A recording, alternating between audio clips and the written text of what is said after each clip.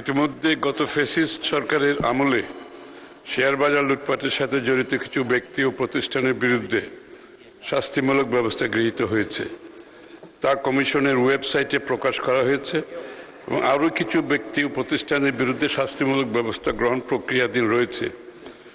এছাড়াও গত ফ্যাসিস্ট সরকারের আমলে শেয়ার বাজার লুটপাটের সাথে জড়িত তথা কারসাজি অনিয়ম দুর্নীতিকারী ব্যক্তি ও প্রতিষ্ঠানের বিরুদ্ধে Bangladesh securities and exchange commission কর্তৃক শাস্তিমূলক ব্যবস্থা হিসেবে ১,৪৯৭ কোটি টাকা অর্থদণ্ড আরোপ করা হয়েছে, যার মধ্যে Bangladesh export import company limited বেক্সিমকোর শেয়ার সংক্রান্ত লেনদেনে কারসাজির কারণে বিভিন্ন ব্যক্তি ও প্রতিষ্ঠানকে ৪২৮ কোটি টাকা অর্থদণ্ড আরোপ করা হয়েছে। ইতিমধ্যে বিগত সিকিউরিটি এক্সচেঞ্জ কমিশনের চেয়ারম্যান সহ অন্যদের বিরুদ্ধে মামলা এবং তদন্ত চলছে। মাননীয় স্পিকার, প্রশ্নকারী সম্মানিত সংসদ সদস্যের জ্ঞাতে বলছি যে ইতিমধ্যে আপনারা জানেন নতুনভাবে সিকিউরিটি অ্যান্ড এক্সচেঞ্জ কমিশন গঠিত হয়েছে। একজন চেয়ারম্যান, ৩ জন সদস্য,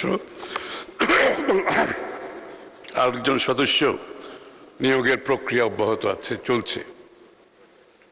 সকলেই এদের কেউ রাজনৈতিকভাবে নিয়োগ দেওয়া হয়নি, কাউকে দেওয়া হয়নি, এবং আমি ব্যক্তিগতভাবে অর্থমন্ত্রী হিসাবে আমি এদের কাউকে চিনিও না। নিয়োগ প্রক্রিয়া এত স্বচ্ছ ছিল যে এদের সবাইকে আমি ভালো করে চিনিও না, কিন্তু সবাই প্রফেশনাল, সবাই শেয়ার বাজার ইন্টারন্যাশনাল ক্যাপিটাল মার্কেটের সাথে সংযুক্ত ছিল, তাদের এক্সপোজার ভালো, তাদের সততা নিয়ে কোনো প্রশ্ন আমাদের মধ্যে নাই, জানা নেই। এবং আপনি লক্ষ্য করেছেন মাননীয় সংসদ সদস্য, ইতিমধ্যে শেয়ার বাজার কিন্তু ঊর্ধ্বমুখী গতির দিকে চলছে এবং বহু পয়েন্ট গেইন করেছে। এটা বাংলাদেশের গত 5 বছরে যতটুকু গেইন করে নাই, এই গত 2 মাসের মধ্যে এই নতুন আপনার কমিশন নিয়োগের পরে এর ঊর্ধ্বগতি আমরা দেখতে পাচ্ছি।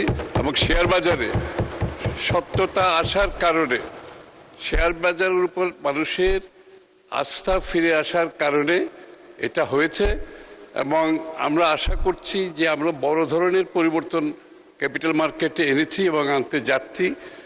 বাংলাদেশে শুধু দেশের বিনিয়োগকারীদের আস্থা ফিরে আসে নাই, লিস্টেড কোম্পানিদের আস্থা ফিরে আসছে এবং বাইরের ফান্ড ম্যানেজার যারা আছে তাদেরও আস্থা ফিরে আসছে। ইতিমধ্যে বিশ্বের বিভিন্ন Hong Kong, new York, London stock market থেকে ফান্ড ম্যানেজাররা বাংলাদেশে আসতে শুরু করেছে এবং অংশগ্রহণের ইন্টারেস্ট দেখাতে আরম্ভ করেছে।